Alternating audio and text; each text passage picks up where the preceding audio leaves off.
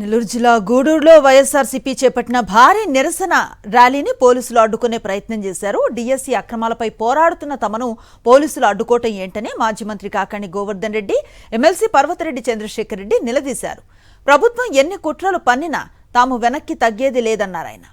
లోకేష్ విద్యాశాఖ మంత్రి పదవికి అనర్హుడని తక్షణం రాజీనామా చేయాలని డిమాండ్ చేశారు. అర్హత లేని 400 మందికి పై ఉద్యోగాలు ఎలా ఇచ్చారో చెప్పాలని డిమాండ్ చేశారు కాకాణి గోవర్ధన్ రెడ్డి. ఈ ప్రభుత్వం ఏదో ఒక విధంగా ఒత్తిడి పెంచి మేము ఏర్పాటు చేసినటువంటి కార్యక్రమాలను భగ్నం చేయాలనేటువంటి ఆలోచన చేసినా రోజు రోజుకి ప్రజలు రెచ్చిపోవడం, దాని మీద మరింత వాళ్ళు ఉద్రేక్త వాతావరణంలో ఉద్రేకానికి లోనవుతున్నారు. మరింత ఉత్సాహంగా ఈ కార్యక్రమంలో పాల్గొని జయప్రదం చేస్తున్నారు తప్ప పోలీసులు అడ్డం కొడితేనో ప్రభుత్వం అడ్డు తగిలితేనో ప్రజల్లో ఎక్కడ కూడా వెనక్కి తగ్గాలనేటువంటి ఆలోచన కనిపించడంలో ఇది నిజంగా వైఎస్ఆర్ కాంగ్రెస్ పార్టీకి ఒక శుభసూచకం లాంటిది. 25 నెలల కాలంలోనే ఈరోజు నేరుగా రోడ్ల మీదకి వచ్చి ధైర్యంగా పోరాటం చేయడానికి ఈరోజు వైఎస్ఆర్ కాంగ్రెస్ పార్టీ సిద్ధపడ్డాం.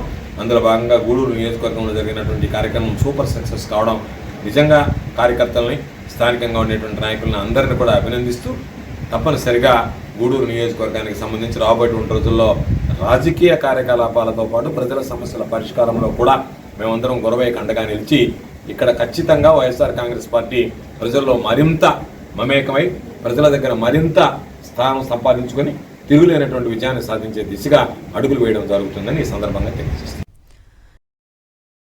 మరిన్ని అప్డేట్స్ కోసం ఛానల్ ను సబ్స్క్రైబ్ చేయండి. నోటిఫికేషన్స్ కోసం బెల్ ఐకాన్ పై క్లిక్ చేయండి.